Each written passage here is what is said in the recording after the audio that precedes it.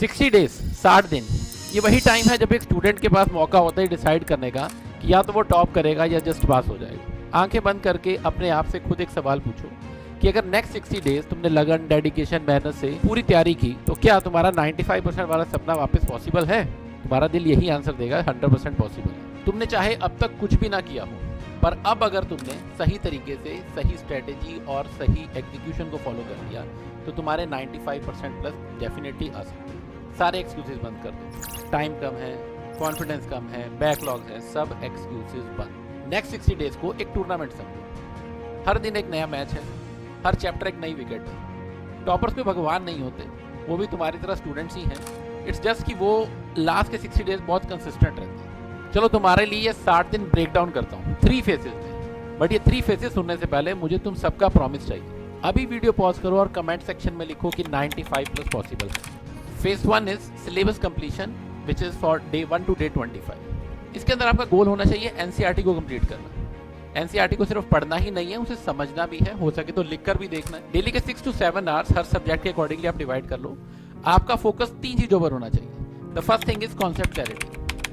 आपको सभी एनसीईआरटी के कॉन्सेप्ट को अच्छे से समझना है, लिख कर देखना है, नहीं तो एग्जाम्स में अटेम्प्ट करना मुश्किल हो जाएगा। Your second focus should be on NCERT examples. बहुत सारे केसेस में पिछले पास्ट ईयर अगर आप उठाकर देखोगे तो ऐसा ही देखा गया है कि जो एनसीईआरटी के एग्जांपल्स हैं उनकी फिगर्स को, उनकी यूनिट्स को चेंज कर नया एक क्वेश्चन क्रिएट कर दिया गया है। तो if you are comfortable with, अगर आप सारे एग्जांपल्स को अच्छे से क्लियर कर लेते हो तो आपको एग्जाम में अटेम्प्ट करना बहुत ईजी रहेगा। Your third focus should be on graphs and calculations. बहुत बड़ी मिस्टेक्स हो जाती है स्टूडेंट की कैलकुलेशन में। अगर कैलकुलेशन में थोड़ी सी भी गलती होगी, और कैलकुलेशन में गलती होने का कारण एक ही रहता है कि आप प्रैक्टिस में थोड़े वीक रह गए। तो इट्स बेटर कि आप सब कुछ लिख कर देखो, अपनी प्रैक्टिस स्ट्रांग रखो, और मेनली जो ग्राफ्स हैं, जैसे आपके लीनियर प्रोग्रामिंग के ग्राफ हैं, आपके इनवर्स ट्रिग्नोमेट्री में ग्राफ हैं, you should be comfortable with all the graphs also. Syllabus complete करने के लिए आप हमारी PYQs की सीरीज, हमारी 1 शॉट लेक्चर्स की सीरीज यूट्यूब चैनल में अवेलेबल है, वो आप देख सकते हो।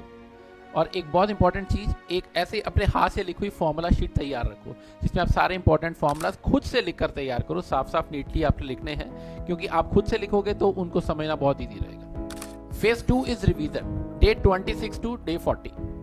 इसमें तुम्हें सारे सिलेबस की रिवीजन करनी है। आपको सारे सिलेबस की revision at least 2 to 3 times before exams करके रखनी है। इसमें आपको सारे प्रीवियस ईयर क्वेश्चंस करने हैं, सैम्पल पेपर करने हैं, CBSE सैम्पल पेपर्स कवर करने हैं।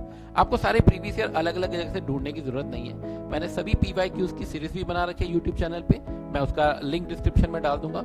उसके अलावा सभी PYQs की एक कंपाइल्ड फाइल भी बना रखी है जो कि हमारे टेलीग्राम ग्रुप में है, मैं उसका भी लिंक डिस्क्रिप्शन में डाल दूंगा, आप चेक कर सकते हो। इसके साथ साथ आपको ऑल्टरनेटिव डे पर डेली एक सब्जेक्ट का सैंपल पेपर अटेम्प्ट करना है।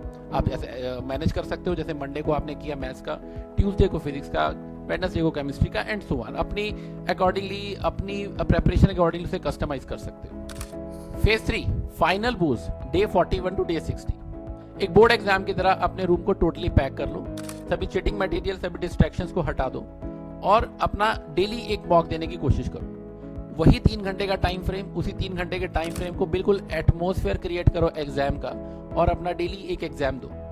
कोशिश करो कि जो टाइम रहे आपका मॉक देने का वो भी 10:30 to 1:30 रहे, जो आपके फाइनल एग्जाम का टाइम है। ये चीज़ें साइकोलॉजिकली बहुत हेल्प करती हैं। बहुत सारे स्टूडेंट्स कहते हैं सर हम तो रात को मॉक देते हैं।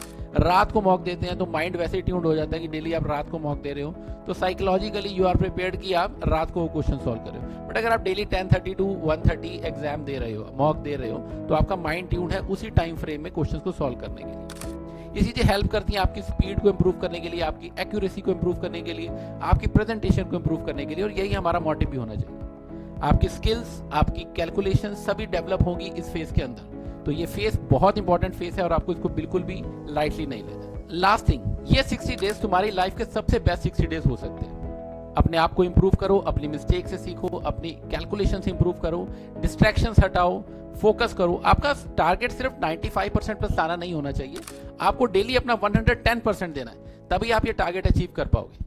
तो जाओ, लग जाओ और आज से तैयारी स्टार्ट करो। All the best.